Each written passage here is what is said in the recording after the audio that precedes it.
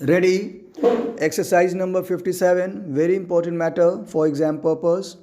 Start. The additional sessions judge third Hardoi wide his judgment dated September 5, 1990 acquitted AW3 as the prosecution was not able to establish any case against her. However, on the basis of the prosecution evidence, the additional sessions judge third held that the prosecutrix was about 17 years of age at the time of occurrence of crime and found AW1 guilty under sections 363, 366, 368 and under bracket 1 376 IPC and sentenced him to undergo 7 years rigorous imprisonment under section 376 IPC and the different sentences for other offences which were ordered to run concurrently. AW1 challenged the judgment passed by the additional session judge third Hardoi before the Allahabad High Court Lucknow bench Lucknow. The High Court, vide its judgment dated March 11, 2003, reversed the judgment of the trial court and acquitted AW1. While acquitting AW1, the High Court gave three reasons, namely kidnapping took place on September 19, 1989, whereas the report of the occurrence was lodged after 10 days and there was no reasonable and plausible explanation as to why the report could not be lodged promptly and why it had been delayed for 10 days. According to medical evidence, the prosecutrix was found to be 17 years of age and she could be even of 19 years of age at the time of occurrence, and internal or external injury was found on her body, and she was habitual to sexual intercourse. We deem it appropriate to reproduce the entire reasoning of the High Court as it is, which reads as follows.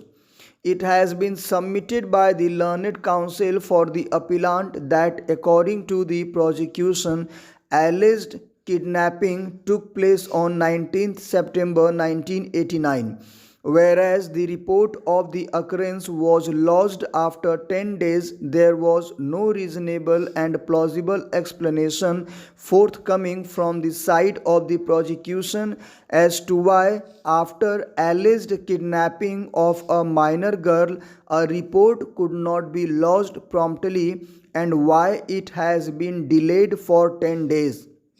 This by itself shows that the report had been lodged after consultation and after due deliberation, and the prosecution can be safely looked with doubt. I fully agree with the contention of the learned counsel for the appellant, and furthermore, according to medical evidence on record, girl in question was found 17 years of age and she could be even 19 years of age at the time of alleged occurrence. No internal or external injury was found on her body and she was used to sexual intercourse. The charge of rape also stands not proved. The learned court below was thus not justified in believing the prosecution theory and convicting the appellant. We are indeed surprised by the casual approach with which the High Court has dealt with the matter. The judgment of the High Court is not only cryptic and perfunctory, but it has also not taken into consideration the crucial evidence on record.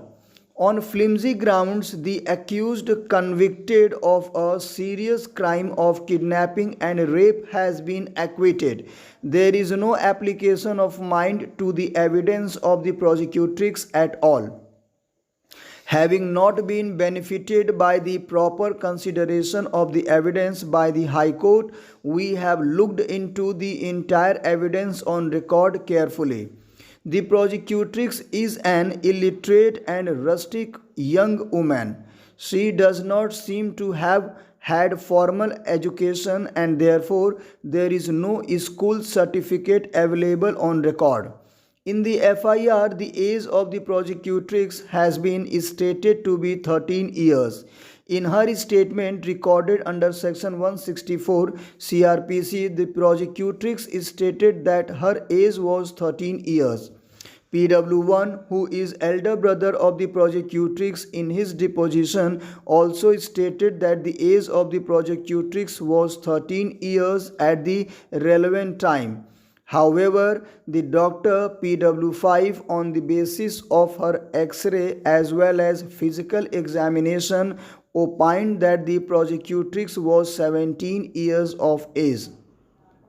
The trial court, on consideration of the entire evidence, recorded a categorical finding that the prosecutrix was about 17 years of age at the time of occurrence. This is what the trial court said. According to the complainant Ramphal, PW2 was aged 13 years at the time of the occurrence. But during the cross-examination, the complainant has stated in para 7 of her cross-examination that he was aged about 24 years and PW2 was younger to him by 8 to 9 years. Thus, the age of the prosecutrix, according to the statement of the complainant, comes to 16 years. Full stop. Thank you very much. Guys, there is one humble request. Please always try to repeat the matter, then only your fluency and accuracy on steno will improve. And also, if you found the matter is excellent, you can give your valuable comment on my YouTube channel. And also, please subscribe my channel so that you can get the next notification. Thank you very much.